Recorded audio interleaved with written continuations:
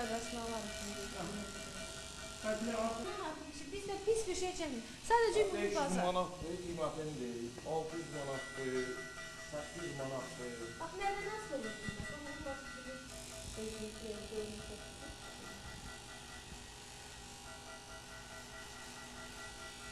Mən Əzimzadə qurtardım rəssamlığı. İşləyirəm, 78-ci ildən işləyirəm burada, bu çaxda. Только еще Rus vaxtında işləyirdim. Ermənilərin Montində orada işləyirdim.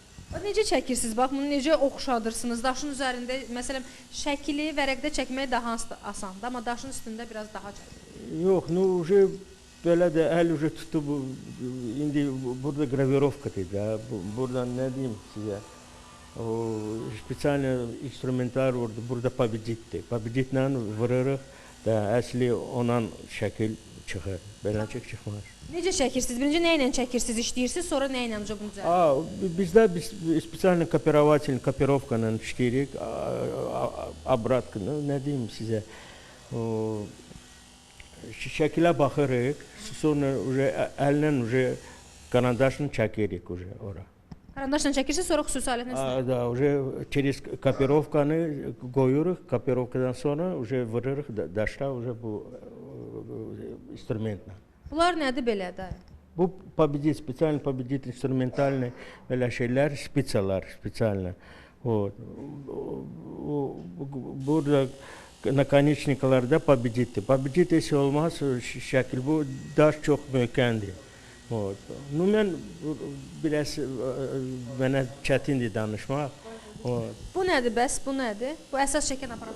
Bu aparat da, bu da aparat, bu spesialno nə deyim sizə aparat. Bununla çəkirsiniz, düzəldirsiniz, bunlarla üstündə işləyirsiniz. Düzdür. Bununla da belə texnologiya belədir ki, artıq belə çox melk şeylər var da, xırda şeylər var, onunla biz eləyirik. Mərmər alacaqları olur, yoxsa dəyişir? Yox, bu granit. Mərmər granit, mərmər axılır. Siz işləyin biraz da görürsünüz.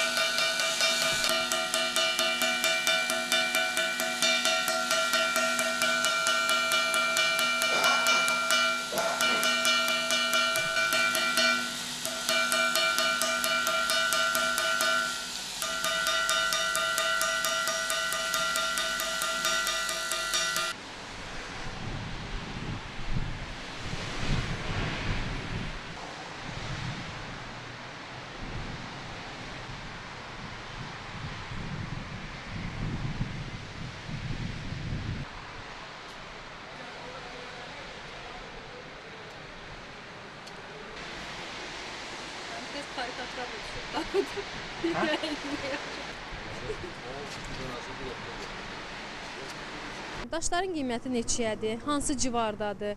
Nəyə görə dəyişir daşlarda qiymətlər? Hardan gəlir? Haranın istehsalı daha çox? Hansına tələbat daha çoxdur?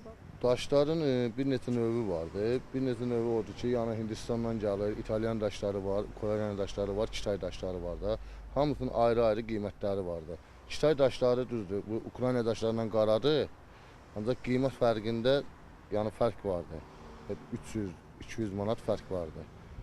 Yəni ona görədir ki, Kitay daşları bir müddətdən sonra ağarır. Bunlardır. Qara olmağına Ukraynadan qaradır. Ancaq bir müddətdən sonra ağarır. Ancaq Ukrayna çox qara deyil, strukturunu itirmir də. Yəni necə var, elə də qalır. Qaldı ki, Hindistan daşlarına, yəni balaca daşlarda qadınlar üçündür bu. Yəni normal ucuz qiymət olduğuna görə, cəmaatın bu dəqiqə imkanı olmadığına görə çoxsu beləncə balaca üstünlük verirlər daşa. Yəni 400-dən başlayır 600-ə, 750, ondan yuxarı yəni getmir qadın daşları. Niyə qadın daşlardır məhz? Yox, ona görə çox adam yəni balaca daşlara üstünlük verir də. Əvvəllər böyük daşa üstünlük verirdilər. İndi balaca daşlara üstünlük verirlər. Nəyə görə? Figurasına görə, qəşəng görkəminə görə balaca daşlara üstünlük verirlər. Bu daşların qiyməti neçədir? Bu daşlar məsələn 350 manat, 450 manat. Çünki boylarında da fərq vardı. Böyük daşlar da necədir? Böyük daşlar da 2 tay başlayır məsələn 600 manata bu razmerdə. Ukraynanın daşı başlayır 750 manat. 150 manat fərqləri vardı. Quruna görə də 100 manat artar. Üstünə nə qədər işləmə çox olsa qiymət o qədər. Əlbəttə ki, nə qədər elə bir şey metrlə də usta onu metrlə pulunu alır. Metrəsi 7 manatdan pulunu alır.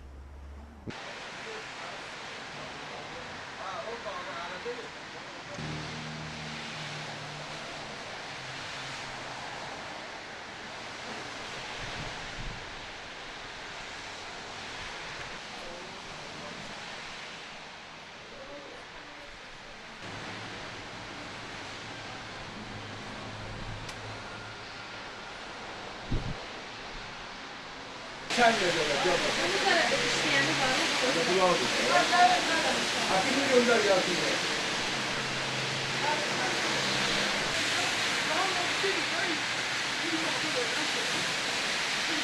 Bunlar bizim öz Azərbaycan daşlarımızdır. Qaradağ, Gürbaq zonasında çıxan, kariyerdən çıxan daşlardır. Bunların qiymətləri demək olar ki 350 manat, 400 manat arasındadır. Hər bir şey içərisində olmaq şərti ilə, aparıb üstündə qoyulmaq şərti ilə daşdan daşa da fərqlər var. Yəni biri var əl işləridir, bir də var ki prostoy daşlardır. Yəni prostoy daşlar 250 manat, 300 manat arasında olur. Naxş, əl işləri çox olanda yəni vaxt çox aparır. Məsələn, bir dənə neçli 4 günə, 5 günə yonulur bu, hazırlanır, verilir. Ona görə onun biraz qiyməti, o prostoy, sadə daşın qiymətindən biraz üstün gəlir. Orada böyük də bir fərq eləmir, haradasa 50-60 manat, uzağı 70 manat fərq verir. Qiymətlər belənçikdir.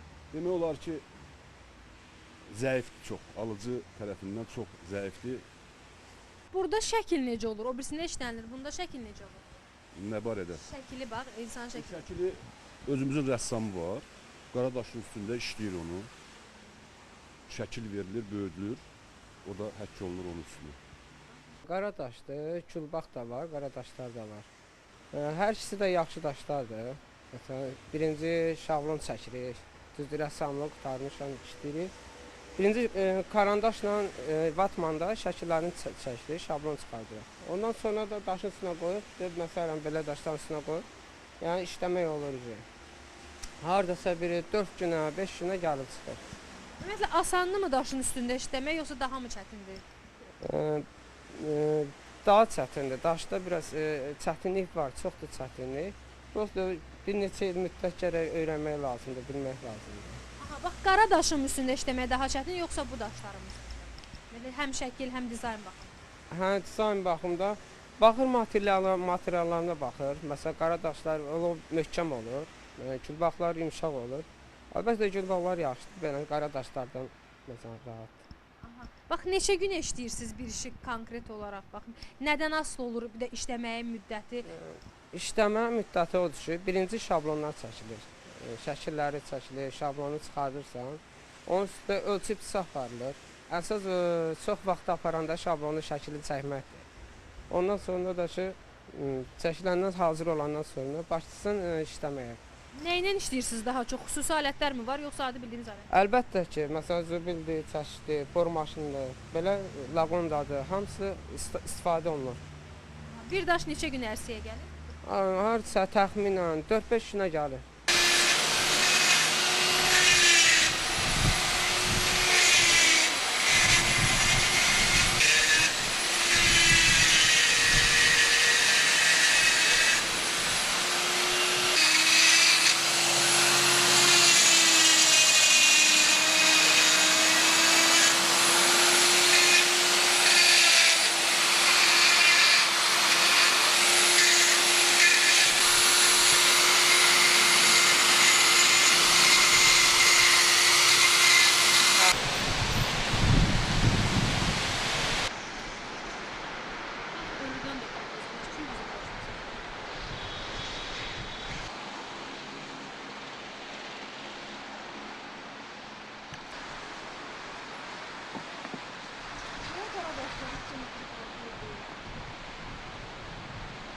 Ha?